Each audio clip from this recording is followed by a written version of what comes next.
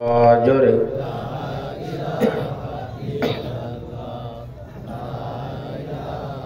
লা ইলাহা ইল্লাল্লাহ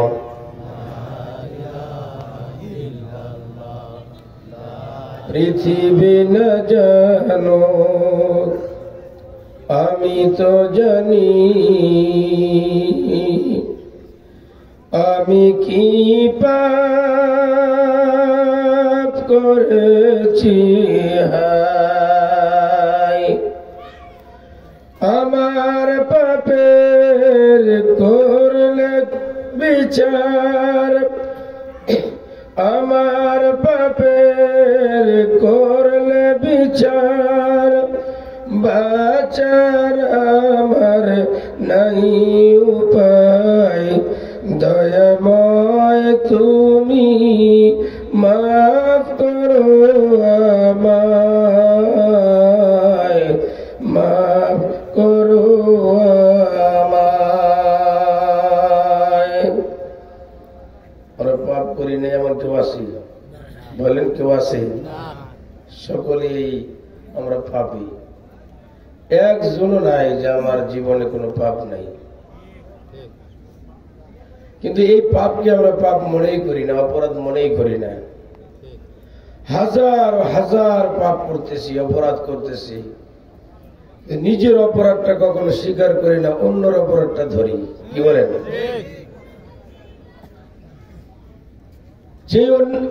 যে মানুষটা অন্যের অপরাধটা ধরলাম, এই অপরাধে কিন্তু আমিও দোষী হয়ে আছি। তো আমার বিবেককে একটাবার জিজ্ঞেস করে চিন্তা করি না যে এ মন, আমিও তো এই পাপের অপরাধী, আমি আরেকজনকে কি জন্য বিচার করতেছি? আমাদের দেশে অনেক মানুষ আছে গরু চুরি করে মুরগি চুরের বিচার করে, বুঝছে না? হ্যাঁ, নিজে গরু চুরি করে কিন্তু এটা দোষ না, একজন মুরগি চুরি করছে এটার কঠিন বিচার হয়। কোটি কোটি টাকা আপনার চুরি করে ওইটার বিচার হয় না। সামান্য অন্যর কারো কোনো কিছু চুরি করলে একটা সাধারণ মানুষ তার বিচার হাজার হাজার মানুষের সামনে করা হয়, এরকম আছে না নাই?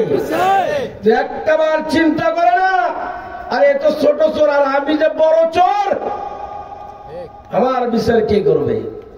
আজকে তুমি তোমার চোরের বিচার চিন্তা করতেছো না, ভাবতেছো না, কিন্তু তোমার বিচার করার জন্য কে আছে? জবান করে বলেন কে? কিন্তু আজকে আমরা তো অনেক মানুষ সাধুর বেশ ধরি।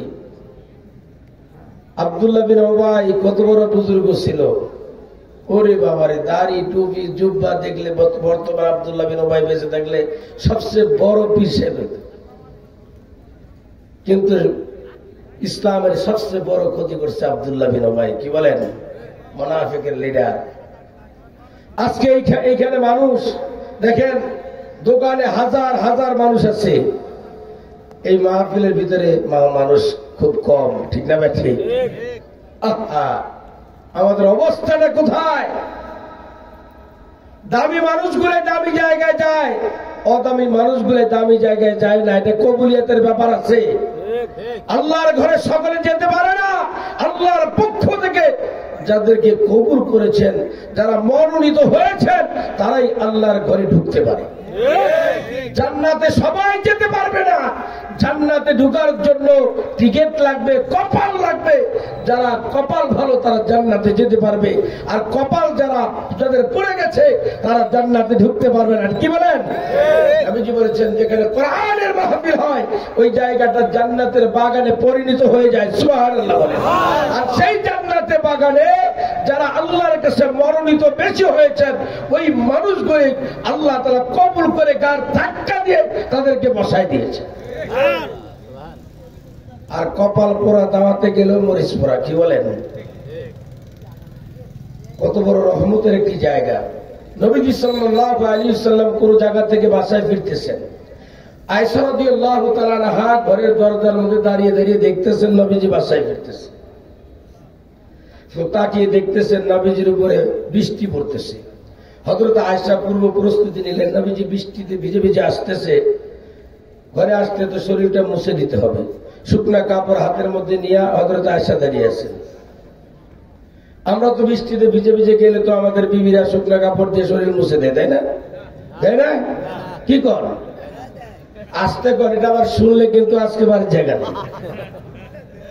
হুজুরের কাছে তো বলছে তো যাই না, ঠিক আছে, আজকে ঘরেও জায়গা নেই। হাই হাই হাই, যদি বলা হয় রহিমার মা শরীরে একটু ভিজা ভিজা একটু শুকনো কাপড় নিয়ে এসো, তো গামছা নিয়ে এসো, পারলে নিয়ে এসো। মনের ভুলে লুঙ্গি আনতে পারে নাই, ও রহিমার মা কি বলে গোসল করা শুরু শেষ হয়ে গেছে, একটু লুঙ্গিটা নিয়ে এসো না, ভিজা কাপড় নিয়ে পারলে নিয়ে এসো, আমার সময় নাই। বর্তমান আমাদের মেয়েরা খুব স্বামীর ভক্ত, তাই না? কিন্তু মাঝে মাঝে এমন শক্ত হয়, বাপ রে বাপ। নাবিদি সময় নাই, সংক্ষেপে 2-4টা কথা বলি। নাবিদি সাল্লাল্লাহু আলাইহি সাল্লাম ঘরে আসলেন, হযরত আয়েশা রাদিয়াল্লাহু তাআলা আনহা শুকনা কাপড় হাতের মধ্যে নিয়ে দাঁড়িয়ে দাঁড়িয়ে নবীজির চতুর্দিক দিয়ে তাকায় তাকায় দেখতেছে শরীরের দিকে। একবার সামনে যায়, আরেকবার পিছনে যায়, আবার ডাইনে যায়, আরেকবার বামে যায়। হযরত আয়েশা আল্লাহর পয়গম্বর ডাক দিয়ে বলে, আয়েশা ব্যাপারটা কি, তুমি এমন করে কি দেখতেছো? একবার সামনে যাও, আবার পিছনে যাও, আবার ডাইনে যাও, আবার বামে যাও, কি দেখতেছো তুমি? হযরত আয়েশা বলে, ইয়া রাসূলুল্লাহ, নবীজি গো, আপনি যখন ঘরের দিকে ফিরতেছিলেন ওই সময় আমি দেখতে পেলাম আপনার শরীরের মধ্যে বৃষ্টি পড়তেছে। আমি শুকনা কাপড় হাতের মধ্যে নিয়ে দাঁড়িয়ে আছি। ঘরে আসলেন, আমি আপনার শরীরের দিকে তাকায় দেখতেছি গোটা শরীরের মধ্যে 1 ফোঁটা বৃষ্টির চিহ্ন পর্যন্ত দেখা যায় না। আল্লাহর পয়গম্বর ডাক দিয়ে বলে, আয়েশা তুমি যখন দেখতেছিলে আমার উপরে বৃষ্টি পড়তেছে, ওই সময় তোমার শরীরের হালতটা কেমন ছিল? পবিত্র হালত ছিল না অপবিত্র হালত? হযরত আয়েশা ডাক দিয়ে বলে, ইয়া রাসূলুল্লাহ, ওই সময় আমার শরীরটা পবিত্র হালত ছিল, আমার ওযু ছিল, পাক পবিত্র হালত ছিল। আল্লাহর পয়গম্বর ডাক দিয়ে বলে, আয়েশা তাহলে তুমি যা দেখছো তাহলে ঠিকই দেখছো। আয়েশা বলে, নবীজি গো, যা দেখলাম যদি সঠিক দেখে থাকি তাহলে বলেন তো নবীজি, আপনার শরীরের মধ্যে বৃষ্টির চিহ্ন তো আমি দেখতে পাই না। আমি তো দেখছি আপনার শরীরে বৃষ্টি পড়তেছে, কিন্তু এখন তো শরীরে কোনো বৃষ্টি নাই। হযরত আয়েশা যখন এই কথা বললেন, আল্লাহর পয়গম্বর ডাক দিয়ে বলে, আয়েশা যখন তুমি দেখলে আমার উপরে বৃষ্টি পড়তেছে ওই সময় আল্লাহর পক্ষ থেকে আমার উপরে কোরআন নাজিল হয়েছিল। সুবহানাল্লাহ। আল্লাহ রাব্বুল আলামিন কোরআনুল কারীমের মধ্যে বলেন, وَإِذَا قُرِئَ الْقُرْآنُ فَاسْتَمِعُوا لَهُ وَأَنصِتُوا لَعَلَّكُمْ تُرْحَمُونَ।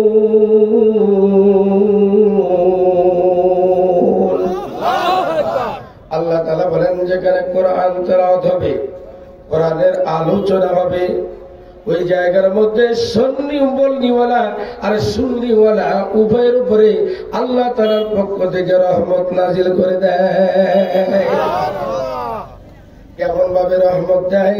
বৃষ্টির মতো আল্লাহ তাআলা রহমত নাজিল করে দেয়। কাফেররা বলে, ক্বালাল্লাযীনা কাফারু লা তাসমাউ লিহাযাল কুরআন, যেখানে কোরআন তেলাওয়াত হবে, যেখানে কোরআনের আলোচনা হবে, ওই জায়গার মধ্যে তোমরা যাইবা না, ওইখানে তোমরা বসবা না। যদিও যাও, যদিও বসো, তাহলে গিয়ে হট্টগোল করবা, মারামারি করবা, বিশৃঙ্খলা সৃষ্টি করবা, আশেপাশে গন্ডগোল করবা, দোকানে গিয়ে গুতাগুতি করবা। এটা হলো কাফেরদের কথা। কার কথা? এসরে বলেন, কার কথা? কাফেরদের কথা। আমরা কি কাফেরের দলে না আল্লাহর দলে? জবান খুলে বলেন, কার দলে? কারা কারা আল্লাহর দলে? দুই হাত টান টান করে দেখাই। লিল্লাহি তাকবীর, নারায়ে তাকবীর। নামাজ আলোচনা যতক্ষণ চলবে ততক্ষণ থাকবেন না ভাগবেন? সবাই থাকবেন না ভাগবেন? আবার দেখান তো 2 হাত তুলে দিলে কারা কারা ভাগবেন?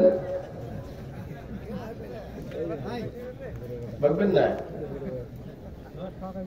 মাশাআল্লাহ মাশাআল্লাহ জাযাকাল্লাহ। কোরআনের মাহফিলে আসার কারণে লস না লাভ? লস না লাভ?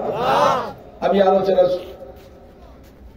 শুরু করেছি, সূরা ফুরকানের 2টি আয়াতে কারিমা তেলাওয়াত করেছি, 26 এবং 27 নম্বর আয়াতে কারিমা তেলাওয়াত করেছি। এই 2টি আয়াত থেকে কিছু মুক্তাসার কিছু কথা বলবো। তবে এই আয়াতে কারিমা ব্যাখ্যা বিশ্লেষণ করার আগ দিয়ে আমি এই আয়াতে কারিমা কোন শানে নাজিল হয়েছে, কিসের প্রেক্ষাপটে নাজিল হয়েছে, এই প্রেক্ষাপটটা একটু বলা দরকার। কি বলেন? 27 এবং 28 নম্বর আয়াতের আলোচনা। 28 নম্বর আয়াত যখন নাজিল হয় তখন কিভাবে নাজিল হইলেন, কোন প্রেক্ষাপটে নাজিল করলেন। মক্কার বড় একজন কাফের ছিল, তার নাম হলো উকবা ইবনে আবি মুইত। এই উকবা ইবনে আবি মুইত অত্যন্ত বড় প্রভাবশালী একজন ব্যক্তি, কাফেরদের একজন লিডার ছিলেন। মক্কার বড় বড় লিডারদেরকে দাওয়াত দিয়ে উকবা ইবনে আবি মুইতের বাড়িতে দাওয়াত দিয়ে খাওয়াইছে। হঠাৎ করে তার মনের মধ্যে চিন্তা আসলো যে আরে আমার বাড়িতে তো অনেককে দাওয়াত দিয়ে খাওয়াইছি, মোহাম্মদকে তো কোনোদিন দাওয়াত দিয়ে খাওয়াইতে পারি নাই, তবে আজকে আমি মোহাম্মদকে গিয়ে দাওয়াত দেব। উকবা ইবনে আবি মুইত চলে গেলেন নবী সাল্লাল্লাহু আলাইহি ওয়াসাল্লামের কাছে। এটাকে কি হয়েছে ভাই? হ্যাঁ, আলোচনায় বসলে ফুসুর ফুসুর উঠাউঠি বসাবসি, এরপর থেকে যেটা যাবে ওটা মনে করবেন ওই যে মেয়েদের জায়গা করেন নাই, মেয়েদের জায়গা করা হয়েছে তো, এরপরে যেটা যাবে মনে করবেন এটার প্রেমিকা মিস কল দিছে। হ্যাঁ, বাদাম কিনা দেওয়ার কথা বলতেছে, অথবা আপনার পেঁয়াজি কিনা দেবে। আগে থেকে কথা যে তুমি যাও আমিও আসতেছি, যা খালি একটা মিস কল দিবা, সাথে সাথে বাড়াই আসবো। উঠলেই মনে করবেন ওইটার প্রেমিকা দিচ্ছে মিস কল। হ্যাঁ, তবে জরুরত যদি থাকে সেটা আলাদা ভিন্ন বিষয়। কি বলেন? কিন্তু অযথা আপনি চলে যাবেন, এটা তো বেয়াদবি হয়। কোরআনের সঙ্গে বেয়াদবি করা, অপমাননা করা। উকবা ইবনে আবি মুইত আল্লাহর পয়গম্বরের কাছে চলে গেলেন, যাইয়া বলেন হুজুর আমি আসছি আপনাকে আমার বাড়িতে একটু দাওয়াত দেওয়ার জন্য। এবার আল্লাহর পয়গম্বর ডাক দিয়ে বলেন, এ উকবা ইবনে আবি মুইত, তুমি কি জানো না আমি কোন কাফেরের বাড়িতে দাওয়াত খাই না, কোন মুশরিকের বাড়িতে দাওয়াত খাই না। আমি তোমার দাওয়াত গ্রহণ করতে পারবো না। আমরা তো দাওয়াত দিলে ওরে বাবা কঠিন খুশি, সুদারি হোক, ঘোষারু হোক, আর হিন্দু হোক, খ্রিস্টান হোক, বৌদ্ধ হোক। আরে দুর্গা পূজার আমাদের মুসলমানদের আপনার উদযাপনটা বেশি না কম? হ্যাঁ, দুর্গা পূজা মুসলমানের দাঁড়িয়ে হালুয়া খাবার দাওয়াত দেয়, হিন্দুরা ওইটা দাঁড়িয়ে এমন খাওয়া খায় জীবনের মনে খায়। আসে না ভাই? মুসলমানের বাচ্চা হয়ে কেমনি আপনি ওই বিতর্কের বাড়িতে যাই খাইতেছেন? আপনার জীবনে যা আমল করলেন, যা কিছু করলেন, বরবাদ করে দিতেছেন। একটু জেনে শুনে বুঝে তারপরে আমার খাওয়া দরকার।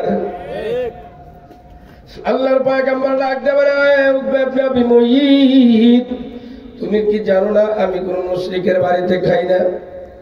উকবা ইবনে আবি মুইত চিন্তা করলো, যে কোনো ভাবে হোক আমি মোহাম্মদকে দাওয়াত দিবই দিব আমার বাড়িতে, কারণ আমি আসছি দাওয়াত দেওয়ার জন্য, যেই শর্তেই হোক আমি দাওয়াত দিব। এবার উকবা ইবনে আবি মুইত বলে, হুজুর আপনি কি কাজ করলে, কোন কাজ করলে আপনি আমার বাড়িতে দাওয়াত গ্রহণ করবেন? আল্লাহর পয়গম্বর বলে, করতে পারি, তোমার বাড়িতে দাওয়াত গ্রহণ করতে পারি, একটি শর্ত। কি শর্ত? শর্তটা হলো এই মুহূর্তে যদি তুমি কালেমার স্বীকৃতি দিতে পারো। আল্লাহু আকবার। উকবা ইবনে আবি মুইত বলে, ঠিক আছে হুজুর, আমি আপনাকে কালেমার স্বীকৃতি দিয়ে দিলাম, তবু আপনি আমার বাড়িতে দাওয়াত গ্রহণ করতে হবে। কালেমা করে নিলেন, আল্লাহর নবীও দাওয়াত গ্রহণ করলেন, যাও আমি তোমার বাড়িতে দাওয়াত গ্রহণ করলাম। এবার সময় মতো টাইম অনুযায়ী আল্লাহর নবী উকবা ইবনে আবি মুইতের বাড়িতে চলে গেলেন। যাওয়ার পরে দাওয়াত খাইলেন। খাওয়া যখন শেষ হয়ে গেল, আল্লাহর পয়গম্বর উকবা ইবনে আবি মুইতের বাড়ি থেকে আসতেছে। আসার পরেই উকবা ইবনে আবি মুইতের একজন কাছের বন্ধু, তার নাম হলো আব্দুল্লাহ ইবনে উবাই, মুনাফিকদের সবচেয়ে বড় লিডার।